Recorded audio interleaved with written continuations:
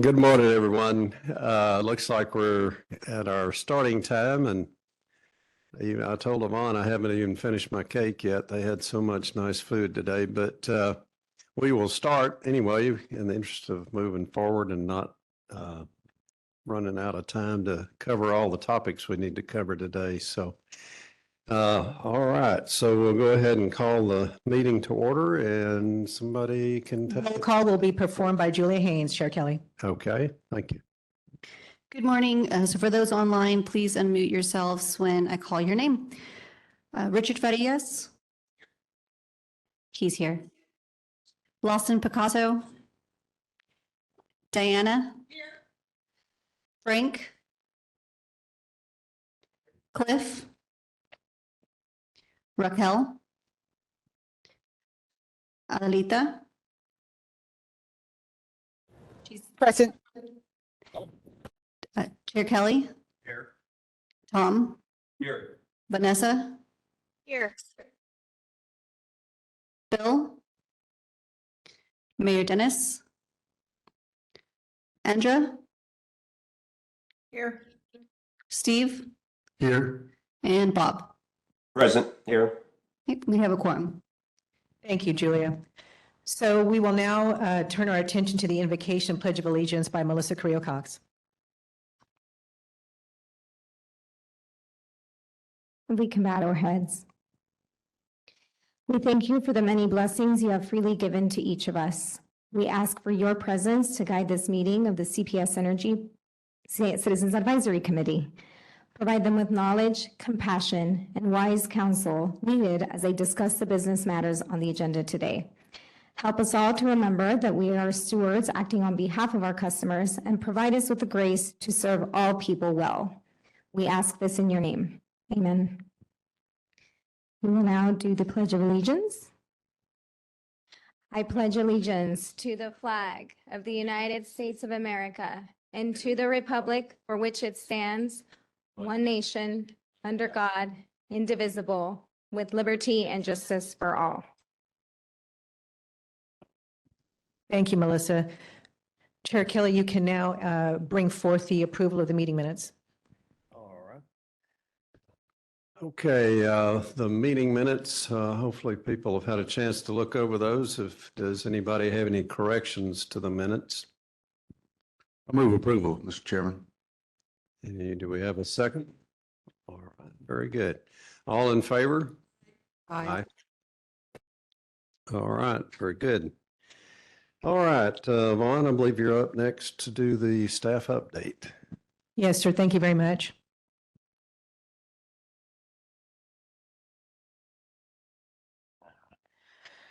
All right. Thank you so much, Melissa. All righty. Okay, let me see here. Perfect. Oops, I went a little bit too far as usual. There we go. All right. Just want to make some mention, of just a few things that we talked about, at last week's meeting, before I get started on, recent events and upcoming events. So the meeting minutes, we took your feedback to heart at last month's meeting. So we made an adjustment, in the format of the meeting minutes. So, if there's any additional feedback on those, let us know. In the spirit of continuous improvement, we are happy to respond back to that.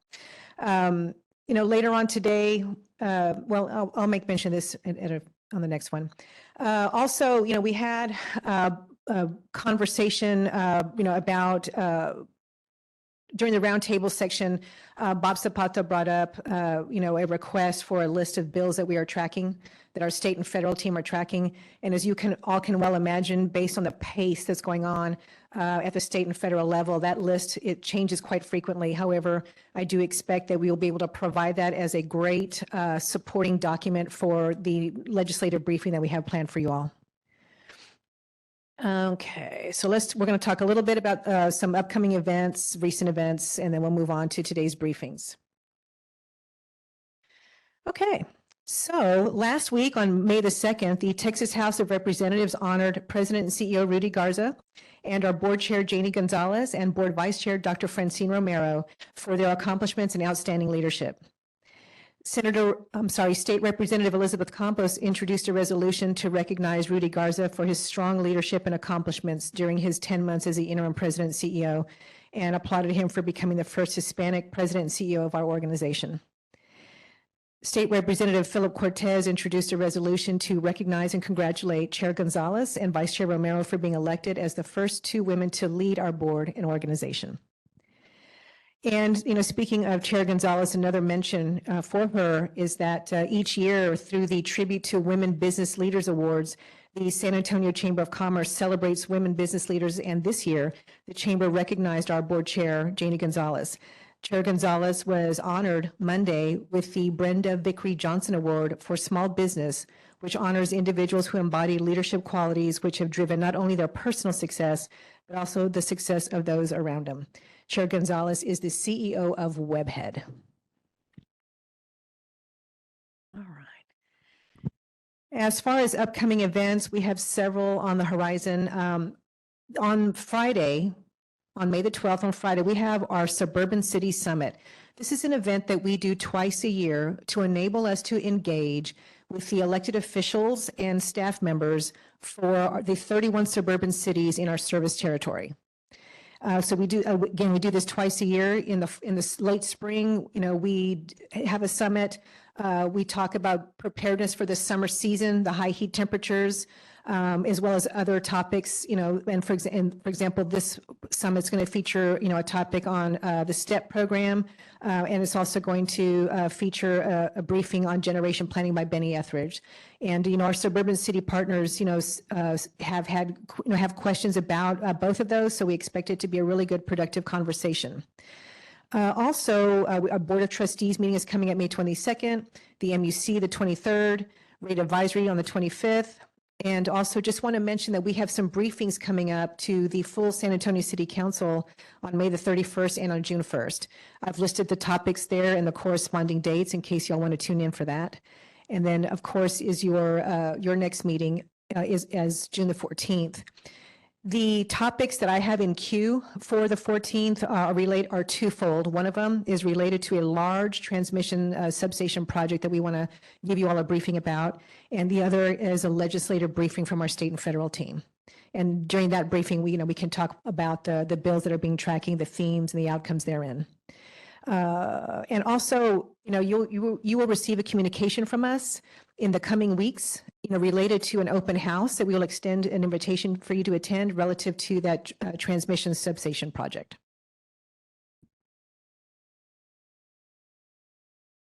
All right, and without further ado, I'm going to turn over the podium to our speakers. Well, first, I'll turn it over to you, Chair Kelly, for any comments or questions, then we'll move on to the speakers. But I just want to say that the 2 speakers that we have today, these folks lead some very important teams that do important and amazing work in our community every single day. They provide services that help our customers stay safe, stay comfortable in their homes, being able to afford their utility bills, being able to support our efforts for energy efficiency and sustainability.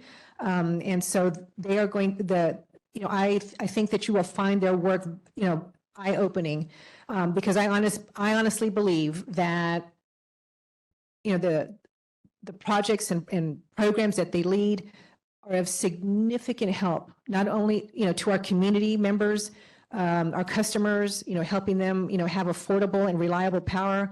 But it is also, super important and directly aligns, to our mission, to, be affordable, reliable, and provide a good customer experience for everyone. So you're going to get a really good presentation from these folks. These teams are absolutely wonderful.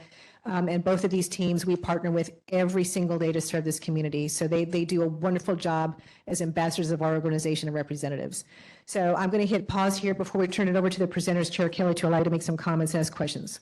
Sure. I just want to say, I think everybody that we have had the opportunity to hear from at CPS Energy, all the staff and technical experts that have presented to the CAC since I've been on here, have been uniformly excellent. I'm so happy and proud to know that CPS has such great technical expertise on board. And one of the things I would just say is that I think we as a community are so fortunate to have a municipally owned utility providing our power, because that allows us to have folks like Mr. Hernandez who can talk about equity in the community and, trying to deal with folks and help, we're trying to help people out, not just provide the power, but provide it in a way that they can afford it and try to make their lives better. So, that wouldn't be the case if we were in other communities that don't have municipally owned utilities. So I think we're very fortunate from that standpoint. Look forward to hearing from them. Does anybody else have a comment before we get started? Okay. Thank you. So I'm going to invite Ana Lozano and Jesse Hernandez to come up. This is one combined presentation, so Ana will cover the first half. I have hands up. Continue. Go ahead. Okay. Finish your statement. So Ana Lozano will cover the first portion of the presentation relative to STEP, and then Jesse Hernandez will follow regarding our, other weatherization and customer programs. I just wanted to point out for the committee's awareness that Lawson and Bill have joined online. Oh, great. Thank you.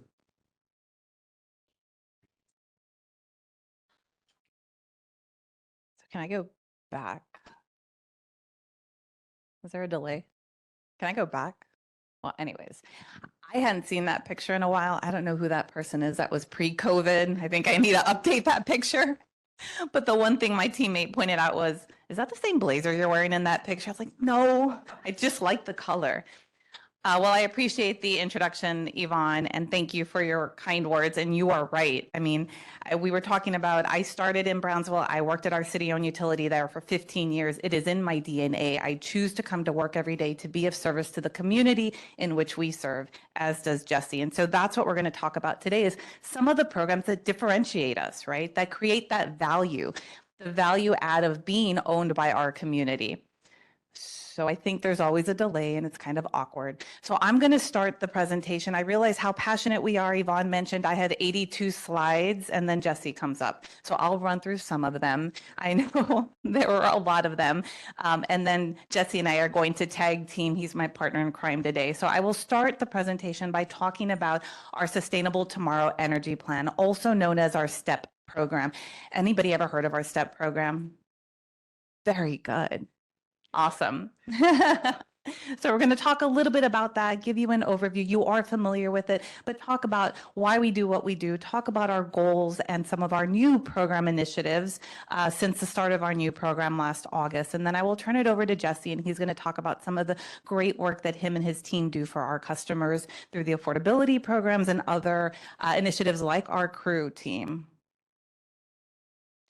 So our STEP program, you guys don't even have to look at the slide. I know you know it, right? Our STEP program is our energy efficiency and conservation program. And I walk a lot. I need to not walk. It is our energy efficiency and conservation program, right? We had a STEP program. It was our Save for Tomorrow energy plan. Anybody know of that STEP program? Yeah, well, we tried to make it easy and just call it STEP all the way around. Our goal for our STEP program was to save 771 megawatts. I know you know this, which is the equivalent of a large power plant, right? We did that in 2009. It was really innovative back then. And I know people ask, why are you doing that, right? We're selling less widgets. No, there is a benefit to it. Fast forward, we know the benefit. The bottom line there says, right, it costs us twice as much to go out and generate or procure energy as it does for us to invest in saving energy. That was the outcome of our STEP program. So today, fast forward, we have a new STEP program. It's a 5-year program, our Sustainable Tomorrow Energy Plan. And our goal is to do just that. And so the takeaway from here is it benefits to invest in energy efficiency for our community. We know that. The second thing is there are benefits, both short-term and long-term, whether you participate in our programs or not. As long as you are a customer of CPS Energy, you benefit from our investment in energy efficiency and conservation. If you participate in a program, will you save that much more? So this is our current portfolio of STEP programs. This includes our tried and true programs, right? Programs that we're very familiar with, like our HVAC rebate program or our home efficiency, where we rebate attic insulation, demand response. We have a team member very passionate about demand response in the room, has a collection of thermostats at his desk. The Programs we're going to highlight today are our new equity-focused programs. They're highlighted in that green box. And so we'll talk about each of them a little bit more in detail. And yes, we'll talk about them a little more in detail. I'm looking for, no, I don't see it. Okay. I don't see a goal slide. So our goals, right, are a little different than just demand savings. Demand savings is very important to us as a utility for our community, but we've added some additional goals like energy savings. We want customers to see the bill savings. So in addition to saving KW, we're also targeting KWH savings. Equity is a huge component of our new program, right? We know that all customers pay into this program. We want to ensure that we have programs that all customers can participate in. And that's where we get to this low cost, no cost, equity focused programs that we'll talk about. In addition to that, we have tied it to carbon reduction, right? That's a huge component of this new program. So expanded commitment to equity. Jesse's going to touch on this in his presentation, but what we have done is we are expanding our net, right? How can more customers participate in our program? Some of that is adding additional ways to qualify for the programs. So we've added an energy burden component. Before, for our weatherization program or Casa Verde program, it was an income qualifying program. In addition to qualifying based on income, now we have an energy burden component. We're also expanding our program to weatherize multifamily complexes. So for customers who live in apartments or who rent, they will now be able to benefit from weatherization in their homes. And so we have increased our funding to 28% of the overall STEP budget. So more money, more dollars to help support equity-focused programs. A little bit more about our weatherization. The weatherization program has been run beautifully for the last 10 years. We celebrated weatherizing 30,000 homes just in February. We know the demand is there. We know the need is there. And so we're continuing with the effort with a few enhancements. So targeted outreach, helping to identify the customers based on data, right? How can we go out? A lot of times Jesse and his team are out in the community multiple times a day, every single day of the year. He's like Santa Claus. Targeted outreach. So data, how can we identify them? We're doing that now. A home repair fund. It blew my mind to think that there are customers who qualify based on income whose homes could be weatherized, but because of maybe a roof leak or minor repairs that are needed, the house doesn't qualify. And so we're creating a home repair fund to help with that. So anywhere between $500 and $1,000 to help repair the home so that it can be weatherized. And then we've added a community ambassador. We hear a lot about collaboration in the community, other funding sources, want to make sure that we're all talking to each other. And so we've created a role, an initiative that will help us do just that. We've also thought about, when we talk about equity, right, we've also thought about how we could make the program more equitable for our businesses locally here that can participate and work directly with CPS Energy. So prior to this, we have had one vendor who managed the entire process, from the marketing, the outreach, the processing of the applications, the getting the people in the homes to weatherize and inspect and assess, and it was one prime vendor. What we did is we thought about how we could create more opportunities for our local small businesses to work directly with CPS Energy. So we redesigned the program, we issued an RFP, and we're really pleased with the results. We're working through the process now. Hopefully early summer, we will have something to announce, but it creates opportunities for multiple local small businesses. And I am going to make some eye contact here, and some of them are women-owned businesses. So I'm very pleased about that. So we're excited. We'll have different businesses managing different components of the program, but the customer experience will remain the same. Home energy assessments. This is a no-cost program, right? Again, going back to making the programs more equitable for customers. It will cost customers nothing to participate in this residential program. If you are a CPS Energy customer and live in a single family home, you can schedule a home energy assessment. It is free. We'll have an energy specialist go out to your home, walk through your home, look for energy saving opportunities, point them out to you. They will also install some energy saving products like LED lights, again, for free, and then give you a report at the end that talks about everything that they identified and links you to other programs, other STEP programs that you can benefit from. So if you need some more insulation, they'll talk to you about our rebate program. Yes, sir. I was just wondering, how does this work for people who are renting a home versus they own the home? They can still, it's a home. So yes, they can call us and we'll schedule it and go. Great. So both renters and homeowners. Also, how often can a homeowner request this audit? I see numbers every 5 years, 5 years, every 5 years. Okay, I think I did one 15 years ago as well, and so I'm sort of asking for So myself. let's sign you In my up. neighborhood, because someone in my neighborhood had this and they posted on Facebook, but they gave a lot of misleading information. So I see your outreach, but I don't know, somehow maybe we need more, because I'm finding people just don't really know about it. Oh, that's good. And it is a new program that we just launched in August. So we'll make sure that we do that. When you say you saw a post, was it somebody who participated? Okay, maybe very excited about the program. Very excited about the program. You said it was a little misleading. But they were implying that CPS did much more for them than you really do, because I Okay. asked somebody here and I said, do you really do this? No, we don't do that. You know, it's like, okay. Okay, no, that's great feedback. Misinformation. Yeah, thank you. And so again, just some stats here. We launched this program in August, and since March, there's been about 680 customers who have participated. And again, the average savings is about $38. So those are those free LED bulbs and a couple other energy saving products that we install while we're there. Another new offering is an HVAC tune-up. So I've heard that it's like a car. I'm guilty of this. I run my car until it just doesn't work. So apparently you're supposed to, get them maintained and tuned up. And so the same thing holds true for your HVAC system, right? And so this is a free program. We have contractors who are familiar with the program, know how it works. They're participating. We have a list on our website. You can call them and schedule an HVAC tune-up. You can do that. And there are savings. The average savings is about $53, but it is free. And they give you advice on what you may need to do, and it helps boost the AC performance. So another free program. This is another equity-focused program. It's an in-store retail program where we offer discounts at the counter for, today it's LED bulbs.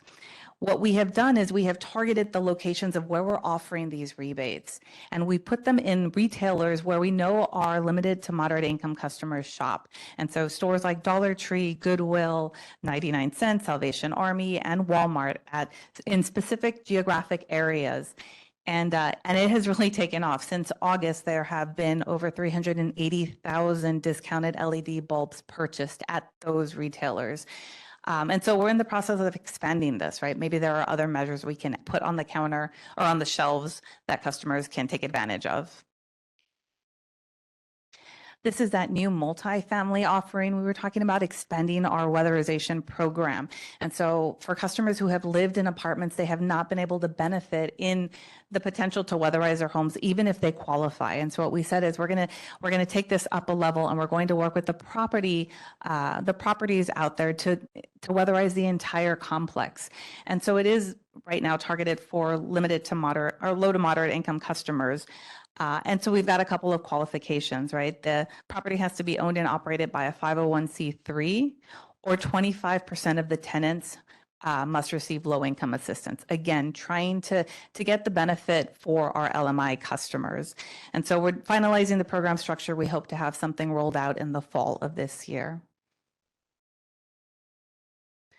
So solar, does anybody here have solar? No, okay. Non-traditional solar is where we are going. We have had a very successful solar program.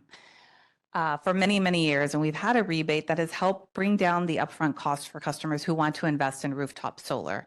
Right? We've had that. It has been successful. We know that it is successful because we have continued to reduce that rebate, but the demand for solar has continued to rise. And so this last tranche of rebate that we had, it was $2,500. So if you think about the average system size for residential customers is 9.5 kW. Let's say it costs about $4 a watt, still about $35,000, right? It is like buying a car, right? So it is a huge upfront cost, and we offered a $2,500 rebate. That really is not a lot of that upfront cost, but demand continued to grow. And so a rebate, an incentive, is to incentivize customers, right? That's the purpose, to incentivize customers to adopt something.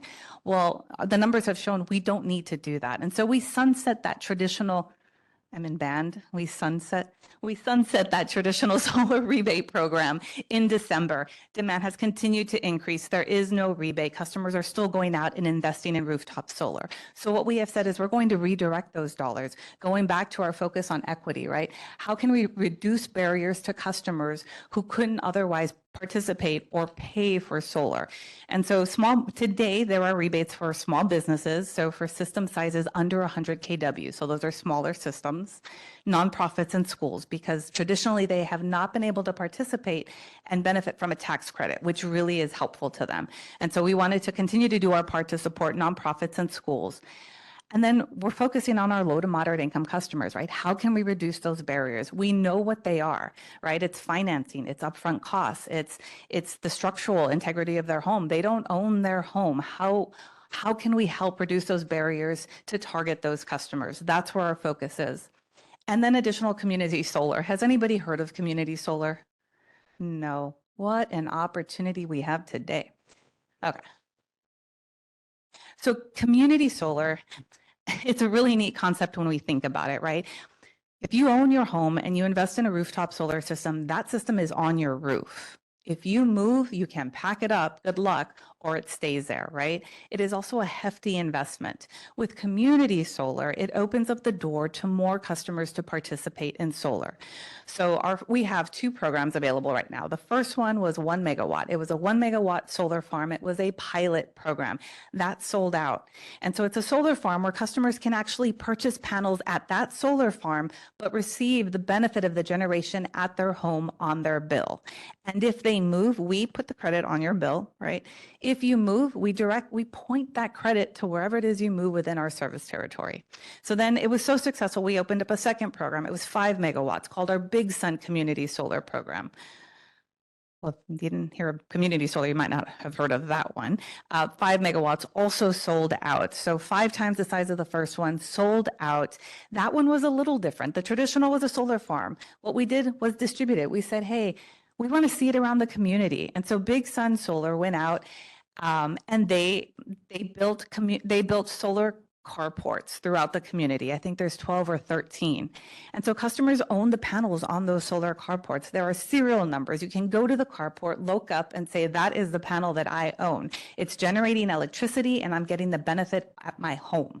If I move, I point the credit. If I want to sell it, if I move out of the territory, I can sell it. There's a wait list of customers who want to participate in the program. And so our partners will help you find and match a customer who wants to buy panels. So it reduces the risk. And the other thing is you can buy one panel. You don't have to go all in and spend 40 grand on a rooftop system, right? Maybe you just want to try it.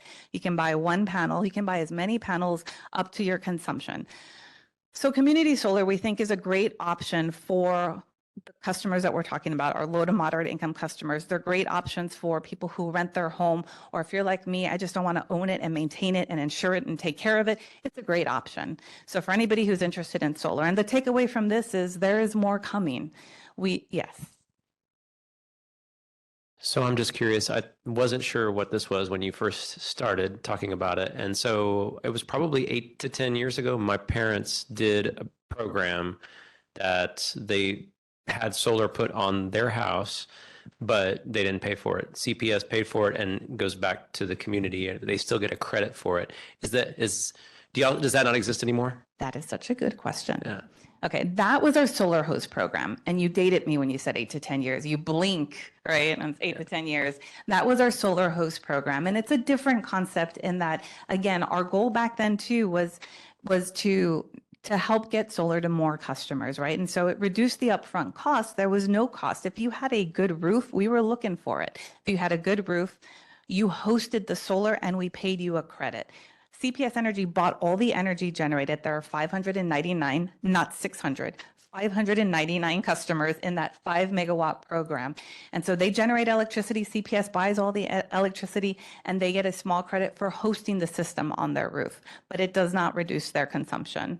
But that is right. So that was a hosted solar. This is community solar. It's all solar. It's just a little different, but we don't have that program. That one is fully subscribed. There may be more in the future.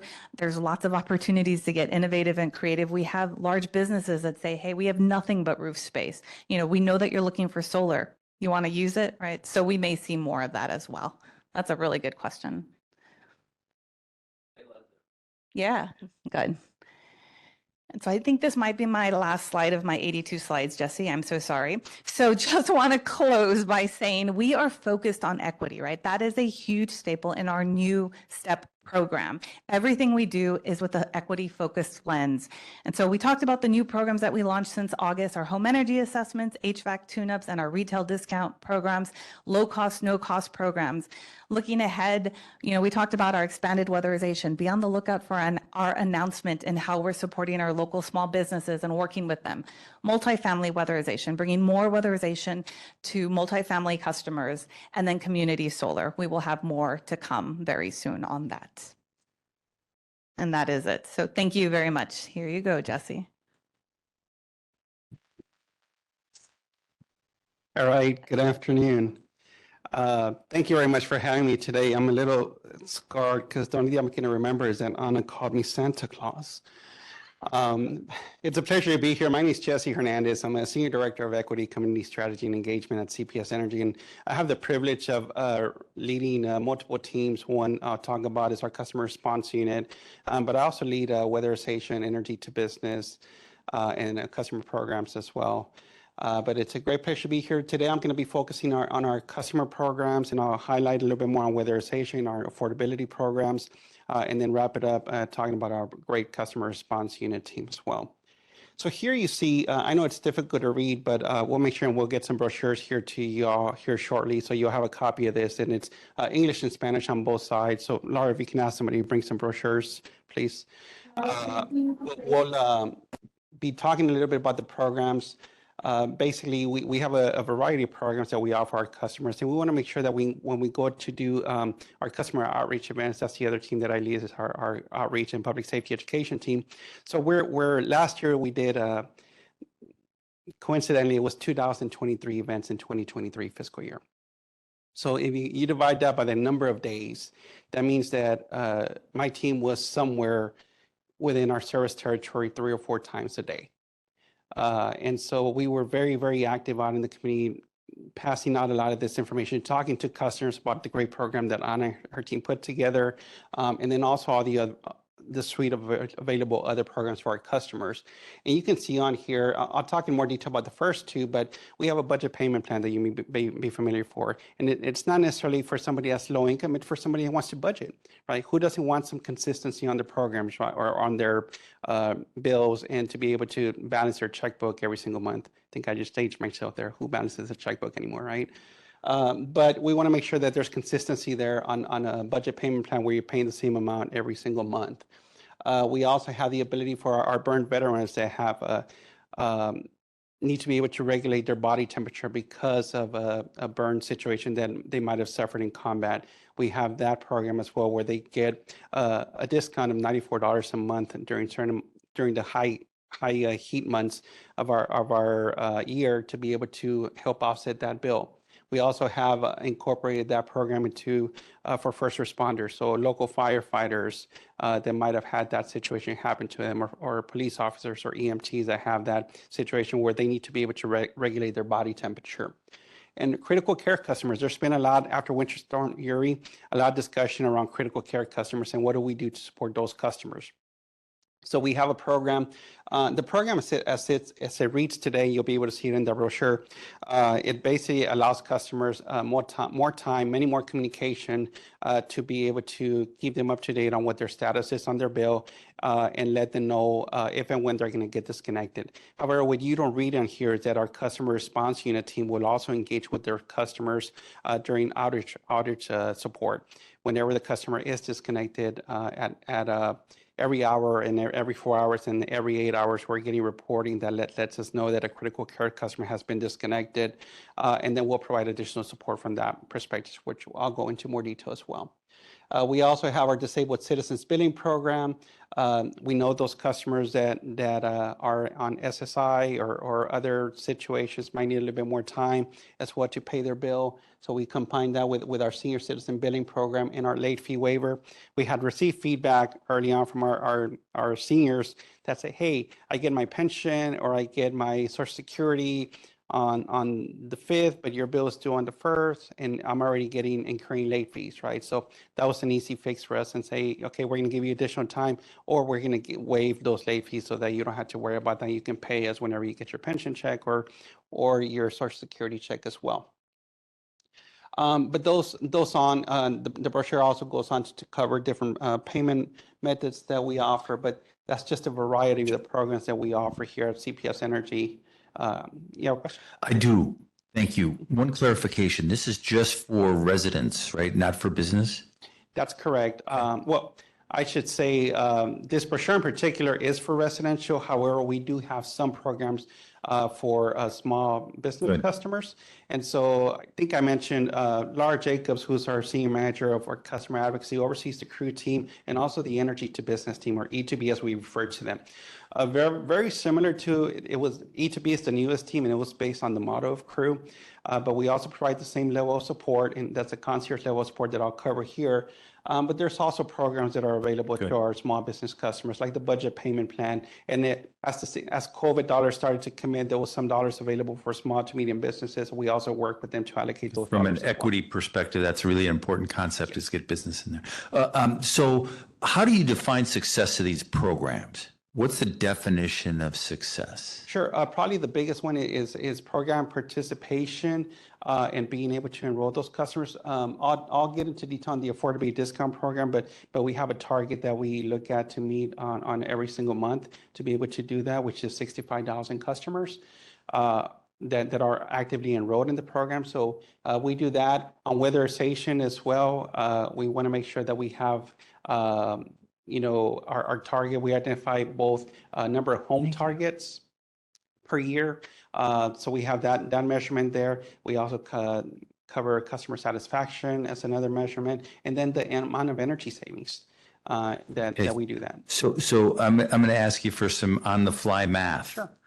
If let's just say numbers is our key metric, right? Participation. To some of these, because you're segregating audiences like burn victims or elderly or what have you, you almost have to normalize it to the audience you're serving, right? What's the most successful program against that metric, do you think, up here? Probably the most successful one is going to be our affordability discount program. We have about 65,000 customers, and so that's an income qualifying program. So right. I'll throw that caveat in there.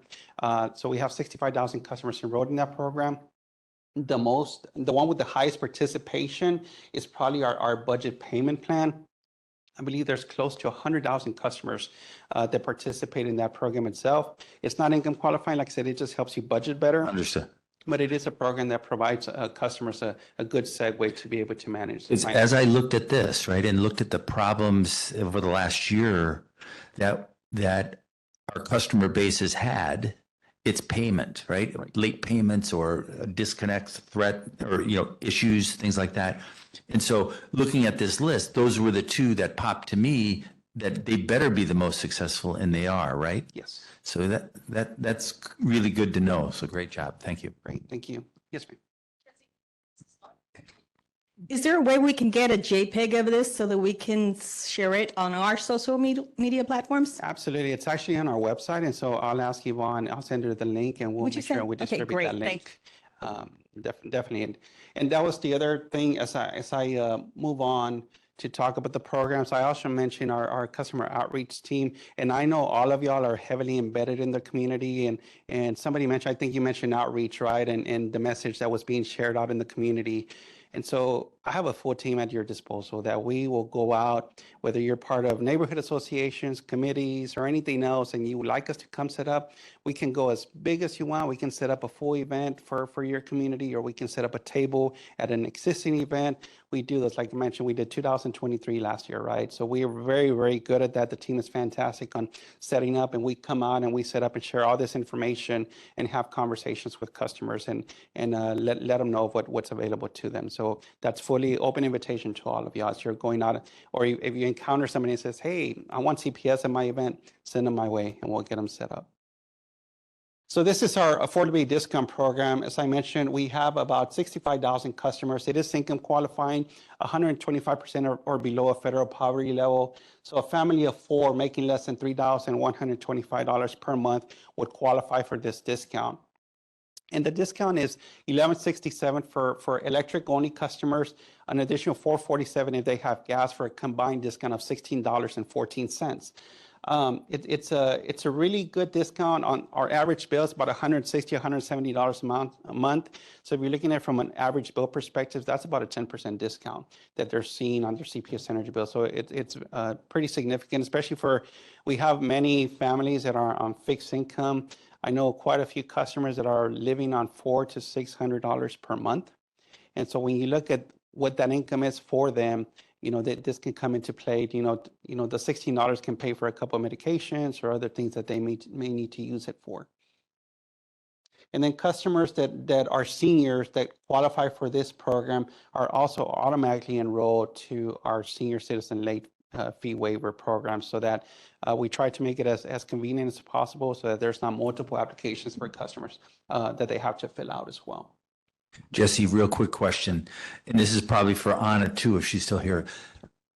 From an equity perspective, what's your view? Is it better to try to cover a large portion of the inequity population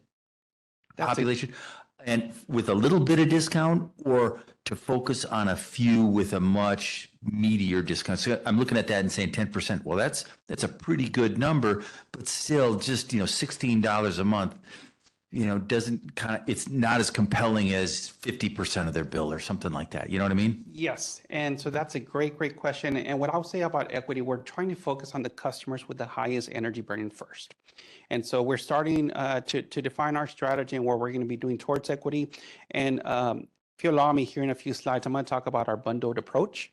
And that's, I think, is going to help answer that question on how we're bundling everything to maximize the reach to those customers and hopefully try and get them out of that cycle that they're in. Mm-hmm. And so Anna touched on our weatherization program, and energy burden and energy equity go hand in hand. And one of the things that we incorporated, the weatherization program has been around since 2009, and I've had the privilege of leading that program for that time. So during that time, it's been extremely successful. We've weatherized well over 30,000 homes, which is a lot of homes in San Antonio. And on average, we're spending anywhere between $4,500 to $5,000 per home. And so that's millions and millions of dollars that we've invested in weatherizations over the past 14 years, which is since 2009, as I mentioned. And so we go into— Jesse, real quickly. So y'all have done how many homes again? Over 30,000. I think we're about 30,500. I'm sure you've done surveys about how many ultimately you feel like you need to try to reach out to. What percent is that of those that we need to reach?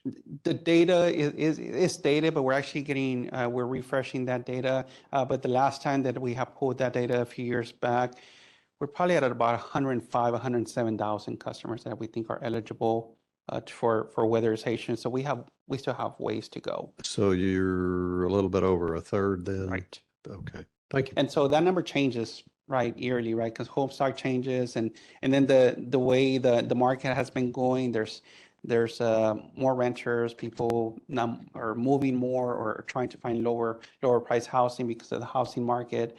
So all those dynamics change that stock, but we do think we're right about a third. And so the other thing for weatherization, just for clarification, we do attic insulation, wall insulation. Our goal is to tighten up the home to make it more energy efficient. And customers that go through the full process, they do see an average of $30 to $40 reduction on their monthly CPS energy bill.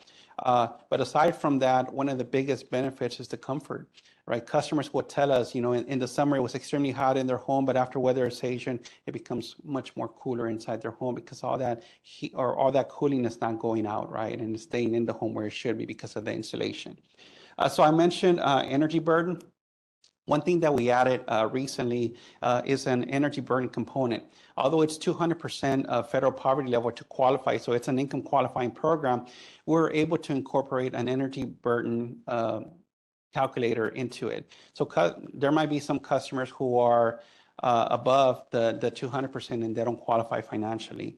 However, we're able to add that calculator into the application now where customers who have that high energy burden, and we have the consumption data from the customer, and so we have the income that they provide to us. So we're able to calculate if they have a 10% or greater energy burden, then we automatically qualify for the program no matter what their income is. And so that means that they're spending more than 10% of that income that they have on energy cost. And so now we're able to have them participate. And we just recently added this a few months ago. And since that's happened, we already have, I believe it's 7 customers that would not have qualified for the program, but because of this add-on, they now have benefited from weatherization. So now I'll transition over to our customer response unit, or crew team as we like to refer to them. And basically our crew team was created back in 2014, and it was during the time council provided us some feedback about us wanting to be embedded in the community and being engaged with our customers at a grassroots level. And this was our solution for that. And the team has evolved significantly since that time. But what they do is really one-on-one concierge support through case management. They have the ability, they're a fully branded team. They have their branded shirts and branded vehicles. They go out into the community and they meet customers where it's convenient for them. On many occasions, we might go to the customer's house to meet them there. We have seniors who don't have transportation. We go to them. We go to hospitals in some cases. I don't know if you're aware or not, but if a customer's in the hospital and we happen to disconnect their power, the customer or the hospital will not release them. They cannot legally release them to their home because they're going to a home with no power. And so we work with that customer. We meet them at the hospital, work through them through utility assistance applications, get the lights back on, and transition them back to their home if needed to make sure that we do that. And then we provide that bundle support that I'll cover in the next slide in more detail. But also a lot of community awareness. They go out and support neighborhood associations, any outreach type of events that we do. We're able to do that. And really that's where we get a lot of our leads. Many of these crew members, through Laura's leadership, we established MOUs with other organizations. We have over 100 nonprofits that we work with to connect customers to that bundle care that I'll talk about. But the MOUs are beneficial because we're also able to get a lot of customers come through our programs and they benefit from getting the bundle care and the auto enrollment into our programs as well because of those MOUs. So this is our bundled support. And so as I mentioned, we have over 100 partners that we work with, and this is just a small fraction of the partners that our team works with on a daily basis. And so when we go into a customer's home, we go in there, as I mentioned, we have full offices in the vehicles, and they're able to have a secure customer network in the vehicle. So they can look up customer accounts, know the exact situation where the customer is. And then we also have iPads that we can bring along for the customer. There's a digital divide issue in San Antonio where many customers do not have access to Wi-Fi or internet services. And so we bring that with us to provide that for the customer, and we help them apply for assistance. And as we work through the partners, we know, and so we're talking to the customer, we're assessing the situation. And, if we're sitting on their couch or in their kitchen table and, they offer us a water and they open the fridge and we see that it's pretty empty, that tells that crew member, hey, they probably need a connection to food, right? And in conversations, seniors might say, hey, I can't pay you because I had to pay for medication. Well, guess what? We have a nonprofit we work with that helps pay for medications. if they're in a wheelchair, and when we're going up there, we saw that we had to go up some stairs to get to their home. We know that there's a nonprofit that helps build ramps, right? So we make a mental note of that. So that's where all that bundle customer comes into play. The food bank's a big one, right? And someone asked me recently, why do you have that dog paw there, right? What is that? That's a pet pantry. And so we also partner with the food bank, and the food bank has a section that's a pet pantry. And the sad reality is that many of our seniors use pets as their only companion. And pets are incredibly important to them, and it's their priority. And so, unfortunately, we've been in situations where seniors go and buy pet food, right, for their pets because they want their pet taken care of, but that's all the money they had, and they use that pet food for themselves. And so now we make that mental note, and we don't need to do that because now we connect them with the food bank and to the pet pantry. The pet gets food, right, consistently on a monthly basis. Customer gets that. We connect them with Meals on Wheels. The senior is now getting a daily hot meal from Meals on Wheels. Medication's taken care of, the wrap's taken care of.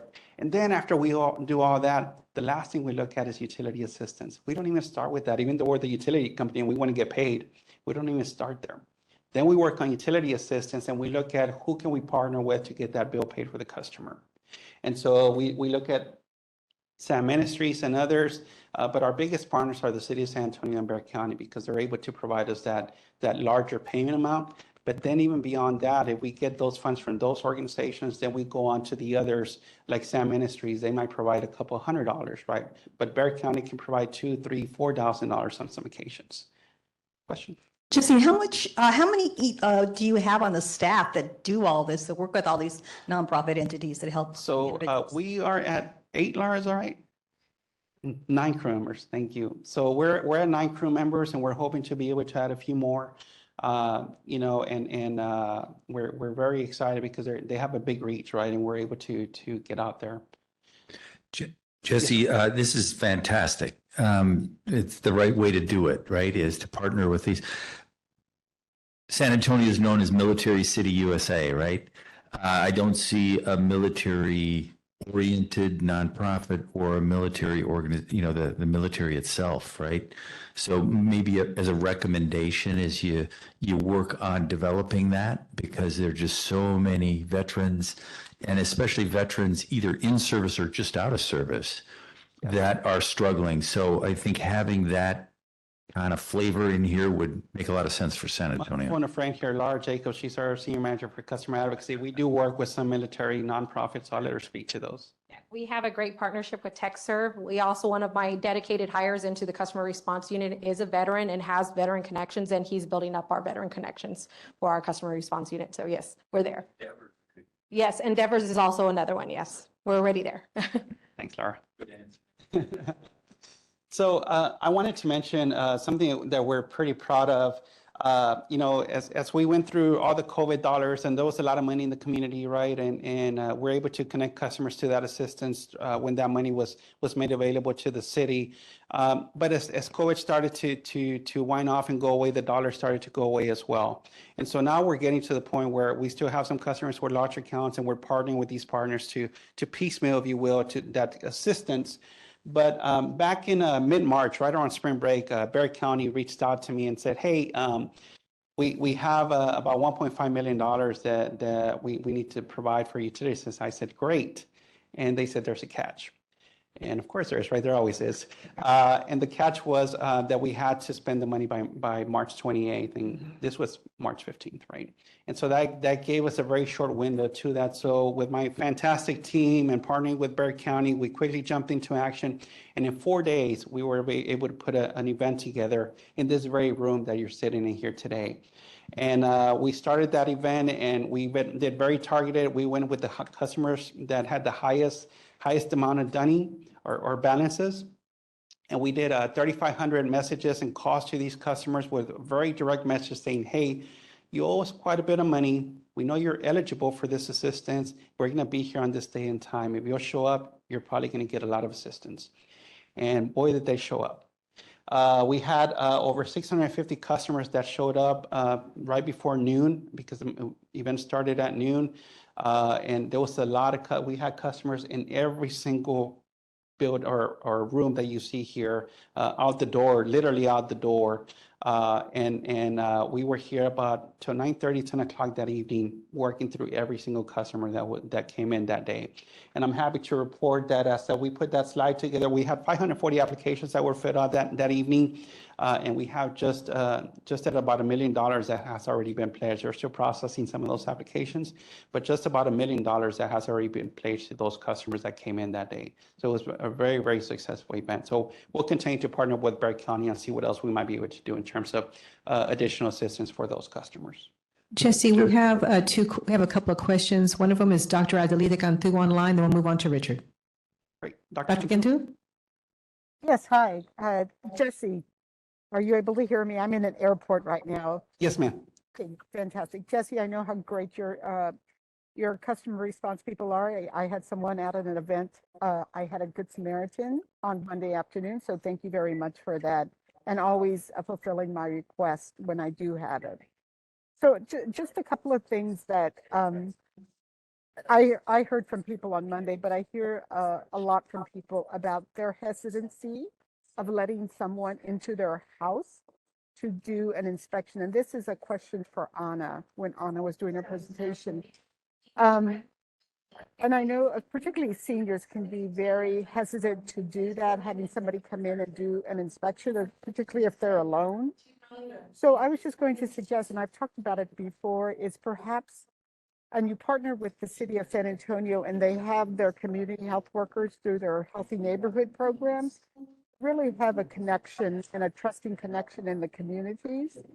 And it may ease or at least build up that trust if CPS and the community health workers could partner in terms of targeting individuals that are hesitant to have someone come in their home. So I just wanted to put that out there. And I know I've talked about the Healthy Neighborhood Program before. The second item I wanted to, as you were talking about all the partnerships you're doing, the public, probably everybody's aware, the public health emergency for the pandemic is ending tomorrow. And the two things that's going to mean is a reduction in SNAP benefits for a lot of people. It could be anywhere a 75% decrease, particularly for seniors. And the other thing for that with the public health emergency and is changes to Medicaid, the health coverage for adults and children. And I say this all in that, yes, there's a lot of poverty in San Antonio, but if there's a potential that it's going to get worse in terms of people trying to meet their needs for food and doing that, and the utility bills may suffer. So just saying that in terms of the need to really, really get the message out there about ways people can be proactive with that. Thank you.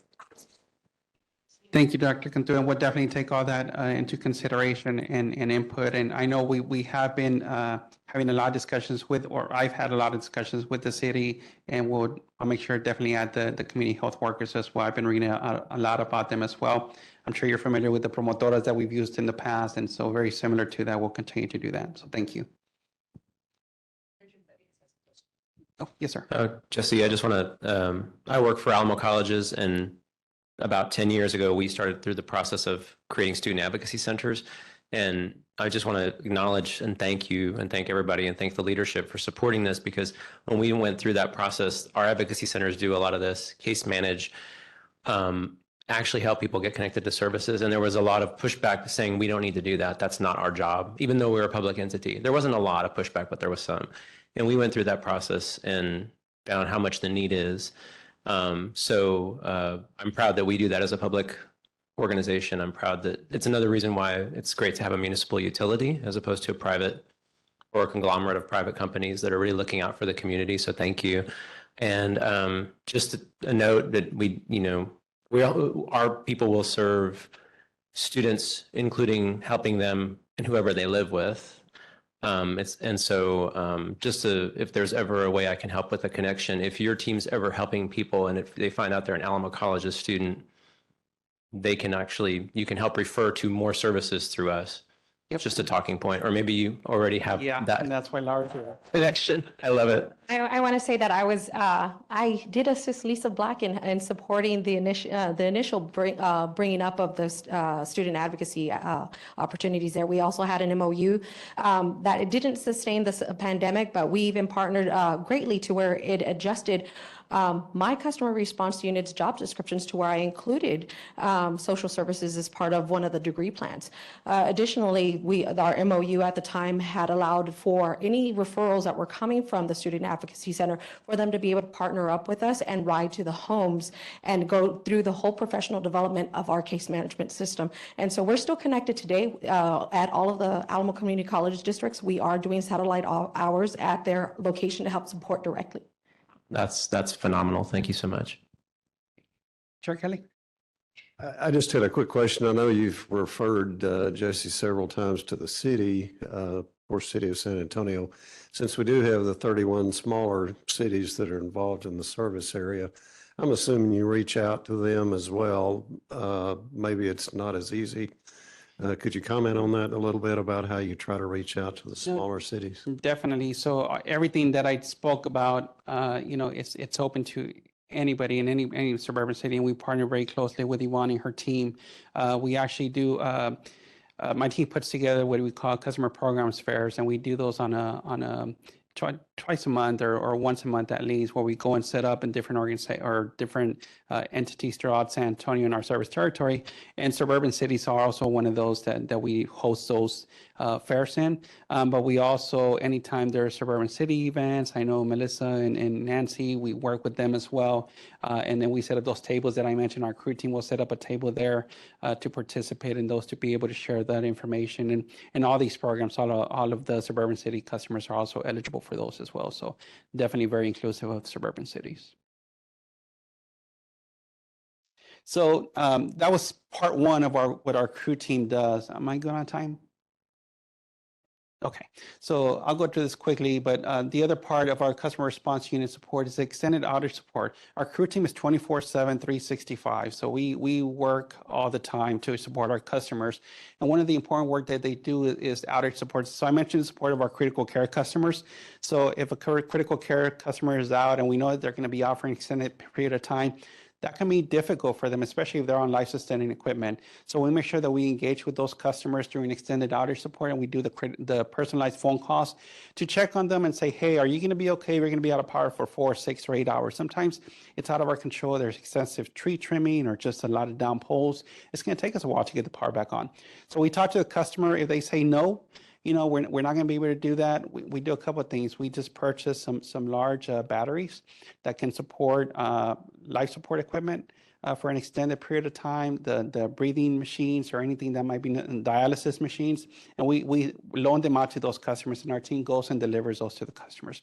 If we're beyond that and they say, hey, we're not going to be out, we work with them to transition to another family member's home, ideally, or if they're the only ones there and they have nothing else, we connect them to a hotel, and we get them set up in a hotel to be able to do that, and so they can continue to be okay.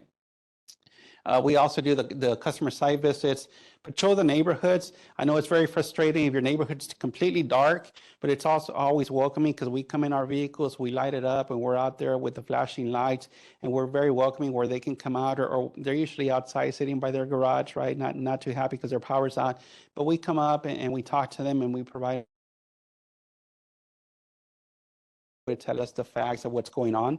And people just want to know the truth, right? What's going on with my outage? When are you realistically going to connect me? And we try to be as honest as we can and provide them the facts as we know them at that time. We also bring some snacks and some flashlights to try and keep them safe, right? And provide that value to them as well. And then we can also set up our mobile support center, or I'm sure you've seen it. It's our big 39-foot RV bus that we set up. We're able to deploy that strategically to those areas and set it up in an area that's convenient to the neighborhood, and it has charging stations. And if it's very hot or very cold, it can be a good heating or cooling area for them to set up. And we also have a public Wi-Fi, right? Especially if you have kiddos, right? They want to watch their Netflix, especially if power's out. And so they can come and connect to our public Wi-Fi network there, and we'll set that up. Perfect example, during Christmas Day, we're out on Christmas Day, about a 16-hour outage, and we're out there with our mobile support center setting up. And then the next day, we were out at Fur Oaks Ranch. They had an extended outage during that time as well. We worked with Yvonne and the city team to set up a mobile support center, and we even brought in food trucks. And so we're there a long time. We set up charging stations for the customers to charge their vehicles, and there's a picture with just a lot of phones and laptops and iPads getting charged. And then we brought a food truck with one of our small business customers and say, hey, we need food. And they came and served, I think it was 250 or 350 plates, really good food. And we gave it out to the customers, right? Because they had no way of cooking in their homes. And so that's the support that we do and really well received by the community. And this is, I believe, it's my last drive, but this really puts together the whole entire crew team, right, and what they do. We do block walking to connect them to assistance. We do those home visits, right, to connect them. We do the community meetings. And then, just the fairs where we go and talk about all the different materials that we have to share with our customers. And Cruise Giving, just I'll throw a plug for Cruise Giving during Thanksgiving. We pick usually about 100 families throughout the year. We identify families, and it's one of the best days that I enjoy what I do at CPS Energy, because we buy 100 meals from Bill Miller's, fully cooked meals, and we deliver them to those families with the biggest need, and we do them to their homes. So really well received, because otherwise many of these families will not have a Thanksgiving that day. So I spoke to that, so I can skip this one, but I'll just open it up for any last minute questions, and thank you for your time today. Jesse, great presentation. Thank you. I'll just reiterate what Richard said. We're so happy to have a municipal utility. It's so beneficial to our community. So wonderful. Thank you. Thank you for what y'all do. You and Anna doing a great job. Thanks, sir. Appreciate it. So I know we're short on time, but what do you want the CAC to do to help you or to make you more successful? Probably the biggest thing is continue to get the word out, right? So as you go out, as I mentioned, y'all are busy out in the business community, as you're going out or you're in your community as well. Invite us to your events, right? Let us help out, and we'll do all the legwork and talking to people and sharing this information. And Dr. Cantu alluded to trust. I'll be naive if I tell you that every single customer in our community trusts us. I know they don't, but we've done a lot of good work to get customers to trust us. But if we're able to get out and share our story to events and share the great programs that we have, that trust is going to come naturally for customers. And we just want to be able to increase the participation in our programs. So, all right. Thank y'all. Well, thank you, Jesse and Anna, very much. And we are so very proud of the work that these teams do and the programs that they manage and the impact that they have in the community. So, if you ever, again, like Jesse said, please take them up on their offer, to, speak to your networks, be present at your HOAs and spread the word about the good programs and the good work that they do. So Chair Kelly, we are ready to move on at your pleasure to the at-large position back. There, it's Lawson. I had my hand raised. Sorry, Lawson, we didn't see that. My No, you're good. I just wanted to give a quick comment. I really did appreciate this presentation, especially coming back from DC, talking about advocating for policies for equitable inclusion and more sustainable programs and services. It's really, really great to see that locally we continue to have folks like you championing for folks that need the services most. So I really, really appreciated this. I look forward to receiving some of the infographics that you all presented today and seeing how we can continue to champion you all and this work that you're doing in our neighborhoods. So thank you so much for this presentation. Well, we're glad you enjoyed it. You're so very welcome. And, a lot of these stories that Jesse and Laura, bring back to us, while there are outage events are extremely heartwarming.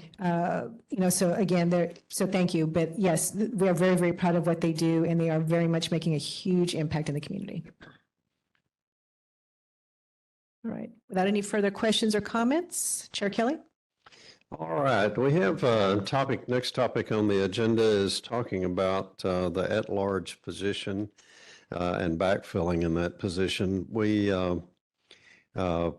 need to find a replacement for Mayor Mary Dennis. It's not really possible. I mean, she's irreplaceable, but I mean, she's just been a fabulous member on the committee.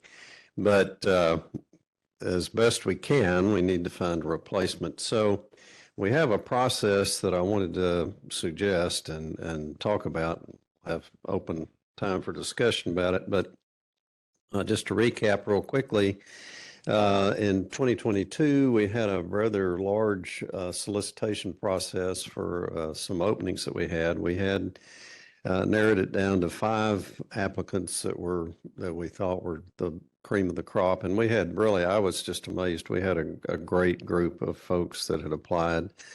But we narrowed it down to 5 and interviewed 5 folks for the positions, and we filled. Yeah, we were looking for you earlier. Yeah, it's okay. You get to go to lunch. Sorry. Sorry. All right, so I'll go ahead. So we filled 3 of that large position vacancies from that 2022 candidate pool. So what we're thinking to do is to go ahead and draw one other person out of that pool that was not previously selected but was interviewed, and allow that person to come in to backfill for Mayor Dennis. And so since her term actually expired in 2022, we thought this would be appropriate to use that group. So I think I may just stop there and see if anybody has any concern about doing it that way. One thing I'm concerned about is I'd hate to see the committee run, for a significant period of time, not being up to full strength. So when we have that sort of situation, certain elements of the community are not represented appropriately if we don't have all the positions filled. So Mr. Aaron Stein is a candidate that we were looking at. He's the Director of Energy and Sustainability at the San Antonio ISD. I think he would bring good expertise. I remember his interview and the information that he gave us. I think he'd be a great addition to the committee. So I would suggest that's something we ought to consider. Now, moving on beyond Mayor Dennis, our previous chair, who did a great job, Bill Day, his term ended the end of April. So since his term's ending in 2023, we felt like it'd be appropriate to go through another solicitation process in 2023 to backfill for Bill's position. So also, I think Dana brought up an excellent point in that we need, back to Mayor Dennis, since she represented one of the small cities, 31 cities within the service area. I hadn't thought about it, but she had a good thought, I think, and we need to probably look at ultimately a change in the bylaws that would maybe specify that. I was going to suggest 2 of the 5 at-large positions be directed toward the 31 smaller cities, just to be sure that we have appropriate representation geographically. I know that we have, with having the 10 council districts, they're geographically dispersed, but we need to be sure that we're not overlooking the folks in the smaller cities. So I'll open the floor to discussion. I'd like to hear what y'all's opinions are on either position, either for Mary going ahead and selecting Mr. Stein as somebody that we would, of course, we'll have to talk to him, make sure he's still interested in joining us, but on that assumption, we would talk to him and fill Mary's position with that. So we have a couple of questions here. Chair Kelly, we'll start with Andrew Clapsett. I'll move on to Richard Fidias. Okay. Okay, not just a question, but I wanted to say that I do support filling Mary's position with one of the previous, and that candidate sounds wonderful. I'm assuming we'll then just touch base with them and make sure they're still available. Or has that already been done? No, we will be doing that well, of course, we were awaiting the decision of the committee before doing any outreach. So right now, this is just a discussion amongst this group. Once we hear the outcome of this discussion, we will proceed accordingly. Okay. Perfect. And then on the other issue, yeah, so since I represent Helotes as an at-large member, I've thought actually several times that it would be better if we could target some of our at-large positions so that we're not duplicating, somebody in a district. So if we could designate a couple of positions for outlying communities, I'd greatly support that. Thanks. All right, next is Richard Farias, and then we have Frank Gonzalez. So I know there's also part of this discussion may feed into the discussion of the redistricting conversation and how, Tom, you shared that you're now you're in District 1 instead of District 9.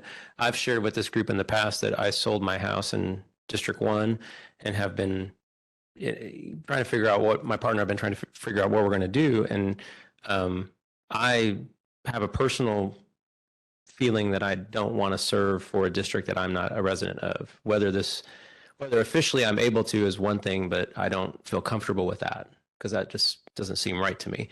So just throwing it out there that I'm 90% sure that we're going to be living within the municipality of Castle Hills, and I'll know very soon. And I'm not suggesting myself for an at-large position outright, but I'm just saying that's probably happening. I personally want to examine whatever this group decides that wherever I'm living, I don't feel right serving in a capacity where I'm not representing that area. So I'll respond to that. My understanding is that, what has been past practice and what is permissible through the bylaws for the committee is that, city council members, as per the bylaws, they have the opportunity to reappoint the representative member for their district at any point in time. So my plan is that, after the June 10th runoff, I will make contact with all the council members and do a check-in, and then we'll take it from there based on what they would like to do. All right, Frank Gonzalez. Hi, thank you. So for for Bill's comment on using the 2022 candidates as replacements, I agree with the statement that we should look into that backlog and see who else can replace Mayor Dennis, with the caveat, and like my other colleague said, that they have the time and resources to to adequately be a part of the committee, like if their availability has not changed since that time. The other thing I want to do, and I know we just talked about equity and diversity, to make sure and bringing up the other existing municipalities and within our CPS overlay, we might have to either expand or consider at least having one representative for each region, only because between my time that I started back 2 years ago till now, it seems that our problems are starting to reach in those areas, and the only people we can rely on are those that are already on the committee that represent either San Antonio, Live Oak, and other small cities that are part of the group. This alienates the other group that's not part, but also has the same issues or have a lack of representation, if that makes sense. So I believe we should not immediately, but slowly start working towards having some type of representation for all the other regions within our footprint. And then, of course, with keeping in mind with life activities, especially when members are moving, I say only to have a good compromise, we should probably look into the bylaws and see if there's a resolution to where not only if, say, one committee member moves to another section and they're still active, that we don't per se say that they would lose it, only because we would have to, per the bylaws, start the new search again. But in order for, to maybe slow down the process or give a compromise, that we can probably say, well, we have a new person and you have an interim person until things are finalized or stabilized, if that makes sense. If there's room for the bylaws to make that change. Well, again, the bylaws do state that, someone who is appointed to the committee by a council member to represent that specific district, if the person were to move, or if, at the discretion of the council member, a reappointment can be made at any point in time. So again, that's the statement of the bylaws, but in June, I will be touching base, with all the council members, just to do a check-in as to, what, if they would like to be making any changes at this point. So I think Diana had something that she wanted to mention, and then Tom Corsa, but Frank, is that helpful? Yes. Okay, thank you, sir. All right, Diana, you're next, then Tom Corser. Okay, I've been a CAC member since 2018. I think I've got one more year left. But I noticed back then when I was appointed by my District 3 rep, that there was a replication in districts with the at-large people. So like, for instance, this is an example, District 10 had, of course, their District 10 rep, and the at-large person was also from District 10. And at that time, I thought it was rather a little bit disconcerting to have two reps, even if it was an at-large, representing the same district. So when I met Mary and I heard her feedback and her input, it just made sense to me that the other municipalities or suburbs within San Antonio that CPS service should be representative just as she did, because she did provide a lot of input and was a valuable part of our committee. So that's why I suggested that we look at the at-large positions be part of the other districts within San Antonio. So I'm glad to see that we're moving forward with that. And again, the appointments by district, the district council reps to the at-large position should kind of be part of the bylaws, but in respect, make sure that the entire city area of San Antonio is representative. So no duplication would be better suited to us anyway, as far as the committee goes. That's a great point. And, the at-large positions and how they are filled, is at the discretion of the committee. So basically what the committee is doing is making a shift in its practice, and it's wanting to, make sure that, the recruitment and the focus for selection is covering the suburban cities. So we have Tom Corser and then Richard Farias. Diane, I completely agree. So therefore, John, I move that the bylaws be amended to have all at-large positions be outside the city council boundaries. So that would be other municipalities as well as just county residents that CPS serves. Okay, so that's a motion on the table. Okay, that's certainly one approach we could take, and I'll entertain discussion on Tom's motion. So that motion feeds into my comment. If the current practice of the way the CAC operates is that a publicly elected official from a district in San Antonio appoints a person to serve on this committee, if this group wants to look at the possibility that other municipalities take up those other at large, I kind of have to call the question of whether it's appropriate for this committee to assign those roles or whether that should be up to a publicly elected official from a municipality, from these other suburban communities. Just a reaction to that, if I could, Chair. I think the process is, but clarify me if I'm wrong, is that we solicit people to apply for those at-large positions. And if a nomination comes from Castle Hills or comes from Helotes or what have you, right, that's fantastic. But it could also just come from, I think we did a public awareness activities to let people come in and apply. But I think my proposal is that we restrict those at-large seats to people outside the council limits such that, each council person has a representative, got it? But anybody else could apply. So J.R. Trevino could come in from Castle Hills and say, I want, Richard to represent Castle Hills. Great. Well, we'd also look at somebody else who lives in the county, for example, and we'd evaluate that. And that would be the purview of the committee to make that decision. Do I have that right? So you could, yes, ultimately the committee can make the decision to have a practice or a bylaw change to do what you all are wanting to do.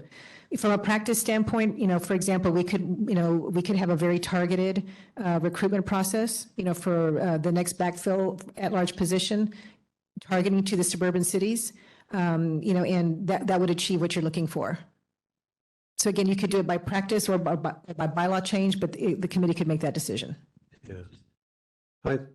I would just say, it seems to me it'd be wise to have that actually part of our bylaws. I'm kind of wondering, I'm thinking, Tom, I guess I had been sort of thinking in terms of 2 or possibly 3 of the at-large positions be specifically targeted to the smaller cities. I have to think a little bit about if all 5 of them are, is that going to create any kind of an unintended consequence? And it would be something that will evolve over time because, of course, obviously the current members, would stay through their terms. Sure, there would be a grandfather. But Right. I think we should be careful about our language here because other municipalities would then say, all those at large are coming from those municipalities. Not a bad thing. It's just then all the people that live in the county that are unincorporated would be excluded. I think we ought to include everybody outside of the city council. So I kind of chose my words carefully. Does that make sense? So Chair Day, we also have some hands raised. Bill Day's first, Lawson Picasso second. Thanks, everybody. Sorry I couldn't be there in person. This is a really good discussion. Wanted to bring up a couple of points based on my service in the CAC. I always liked the idea that at least some of the committee would be self-selected. In other words, we would decide who the at-large people are. That gives us a little bit more leeway in responding to perceived pressure or actual pressure from the council or the CPS Energy itself or whomever in the public, that there were at least 5 at-large members who could not be replaced at will by the council person who nominated them. So I think we should be careful in designating those 5 at-large positions to nominations from the municipalities, the smaller cities. And it would be difficult to split up 5 at-large positions among the 30 or so, other municipalities that make up the service area. So think about that. In the last round of applications that we did for at-large positions last year, we did specify that we were giving a preference to diversity of geography in addition to ethnic and gender diversity and things like that. So again, the committee can decide to do that too. It doesn't necessarily have to be in the bylaws, but the committee itself can say, we recognize the need to have diversity of opinions from the smaller communities as well as the 10 who are nominated by the city of San Antonio. And the reason I assume that the city gets to nominate those as city council is because this is a municipally owned utility, but we need to be cognizant of the other municipalities that make up the service area. So just throwing that in there for some thought. I do like the idea of having that self-selection option for the committee for the at-large positions.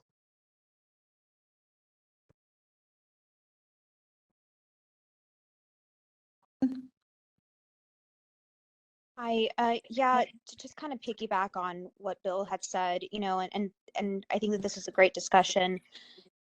This also brings up the ideology of equity versus equality. I think that it's definitely important that we have diversity on the committee to represent some of these smaller areas that may not be represented within this group currently. I also think that it would be remiss of us if we do just kind of cancel out or just don't consider anybody because we have somebody who's representing that district or that area currently that sits on the CAC because we don't want to double up. I think that there is also opportunities that if utilizing districts like District 2, District 5, District 3, where we see more of an equity imbalance in those districts currently. If somebody were to come up and say, "Hey, I'd like to put my hat in for the at-large position," that may be even beneficial just to show that we are championing some of these areas that may be pockets of inequity right now, to now have more of a voice in areas that they may not necessarily have had a voice previously. So I think that right now there seems to be conversations of an all or nothing. And I think that we can definitely continue to iron out this discussion and what this process is going to look like, so that way we have a hybrid of equity versus equality. Okay, so Chair Kelly, a couple of things. I know Richard Farias would like to make a comment. We have a motion on the floor. And so I guess we can go ahead and move to Richard Farias, and then we need to address the motion on the floor, and then you can proceed. No, I just wanted to say that I when I threw out my idea, it was to kind of thank you to everybody for seeing that idea to what the conclusion could be. And I just think I just want to throw out there that revising the bylaws in a way that could hamstring us doesn't help. So I kind of like the idea of what you said, is that it's better to adopt it as possibly as a practice, as opposed to making it something that's so codified that it puts us in a tough place. Well, that's an interesting point, Richard. Yeah. And Frank Gonzalez has a comment, sir. Yes, further reflecting on what we talked about right now for this topic, am I okay to make a new motion or additional motion? Yes, I was going to modify my motion, but go ahead, Frank. I would like to motion to further increase the dialogue on this topic, to find a resolution satisfy both my motion and the current motion in place for the next meeting or next future meeting, to come to a resolution that will satisfy both topics. Frank, if I might, could I suggest a slight modification to that? Because I like what you're saying, is that that Chair Kelly nominate 2 or 3 people to go off and create that motion, such that we come with some at least concurrence on wording. Because I think it's a little delicate between what, Lawson make great point, Richard makes great point, things like that, right? And come with something succinct that wraps all that together. Yeah, I think that would probably be a good idea. I was going to ask you to state your wording again, because you said not just the smaller cities, but also the unincorporated areas. But how did you say how you stated that again? Basically, it's the candidates, the way I stated it is the candidates should come from outside the city council districts. Okay. Which would be the incorporated cities as well as the unincorporated kind of Bear County service areas of CPS. Right. That's a pretty clean way to do it. I agree with that. Okay. All right. Well, I kind of like the idea of maybe having a little subcommittee group get together and get the wording maybe a little bit better, something that we can respond to at the next meeting, if that's possible. Is that acceptable, Yvonne? I think that would probably work better. Yes, sir. So you have some voting items. So the motion that was just restated, and then to close out your action item as well. Right. I think, so I guess the first thing we need to do probably is to vote about reaching out to Aaron, what's his last name there? Mr. Stein. We probably should reach out first and see if we want to pursue that process to replace Mayor Dennis. So I'd entertain a motion to move forward with doing that outreach, and have a second. Okay. All in favor? Aye. Just for the record, on the Vex, that was a motion by Tom and a second by Steve Bennett. Correct. Yes. So we'll do that. Vaughn, you'll reach out to Mr. Stein, right? Okay. All right. Okay. So that'll address one of our vacancy issues, and Mary Dennis is always gracious about continuing to serve as needed, but at some point, regrettably, we do have to replace her. So anyway, I think this will get that process moving forward. So the second item then on the agenda, I think, would be to set up a subcommittee that would, between now and the next meeting, get together and develop some language that would address our intent to try to get a more geographically diverse participation on the committee. So I don't know. I would say Diana was the one that kind of originated this thought. I'm crediting her with thinking about that. So Diana, if you'd chair that group, if you don't, okay. And then Tom, you've had some good ideas. Richard has kind of some concerns that maybe Richard, if you could serve, that'd be appropriate. Because that discussion has to do with whether or not it would involve people outside the district, and because of my living situation, I can recuse myself from that. Okay. And I have a self-interest. I didn't say this, but I have a self-interest in wanting to stay on this group. So I feel it's appropriate for me to not. Yeah, but thank you. That's a valid point. That's a valid point. So let's see, who else did? Lawson, maybe Lawson, would you be willing to participate in the group? Is she there? Oh, she's off, I guess. Okay. We're happy to reach out to her, sir. Okay. And what about Frank? Frank, would you be? Yeah, that's true. Frank, would you be willing to serve on the group? Yes, sir. That's a yes for me. Okay. All right. I think that'll give us enough folks that we can come to some kind of consensus decision. Always like to have more input rather than less. So as I've always told my people that I've worked with in the past, I'm a compromise kind of guy. So I like to have a lot of input. If we can reach a consensus, that's preferable. If we can't, at least we try to get to a compromise everybody can live with. So Dana, will appreciate you taking that on between the next meeting.